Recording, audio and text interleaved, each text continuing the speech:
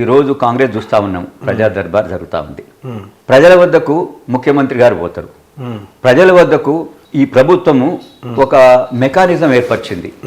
Every Tuesday and Friday ప్రజలు ఎవరైనా తమ యొక్క బాధలు, తమకు కావలసిన అవసరాలు, తమ జరిగిన ఏమైనా నష్టం కష్టం ఉంటే వారు వచ్చి వారు అక్కడ వారి చెప్పుకోవచ్చు. అలాంటి ప్రోగ్రాం ఉంది కదా. మరి తెలంగాణ వచ్చిన తర్వాత కేసీఆర్ గారు తెలంగాణ ప్రజలకు అంతకుముందు ఆంధ్రాలో కలిసినప్పుడు వీరిని చిన్న చూపు చూసిండ్రు. వీరికి అసలు మంత్రులు, ముఖ్యమంత్రి ఎప్పుడు కూడా వీరికి తగిన విధంగా గుర్తింపు ఇవ్వలేదని అనుకున్న అతను తెలంగాణ ముఖ్యమంత్రి అయ్యావు, నీకు రెండోసారి కూడా తెలంగాణ ప్రజలు ఓకే బై తెలంగాణ కోసం మనం ముఖ్యమంత్రి మనం ఒకేసారి 5 ఏళ్లకే కాదు మనం 10 ఏళ్ళకి కూడా చేయాలా, ఎందుకంటే కార్యక్రమాలన్నీ ముందుకు పోతాయని చెప్పి అనుకున్నప్పుడు మరి ప్రజలకు దూరమైనవు, నాయకులు కూడా దూరమైనవు.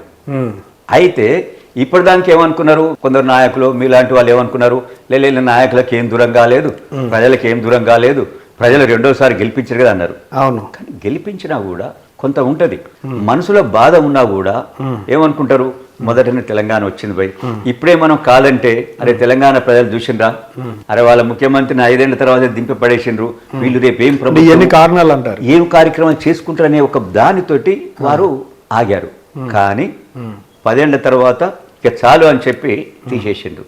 10 ఏళ్ల తర్వాత ఈ యొక్క కేసీఆర్ ప్రభుత్వం పోయినాక, కాంగ్రెస్ ప్రభుత్వం వచ్చినాక వారి కుటుంబంలో ఎందుకు అలజడి రావాలా అంటే 10 ఏళ్ళు ప్రభుత్వం ఉన్నప్పుడు లేని అలజడి ప్రభుత్వం పోగానే ఎందుకు వచ్చింది మీరు ఆలోచన చేయాలా.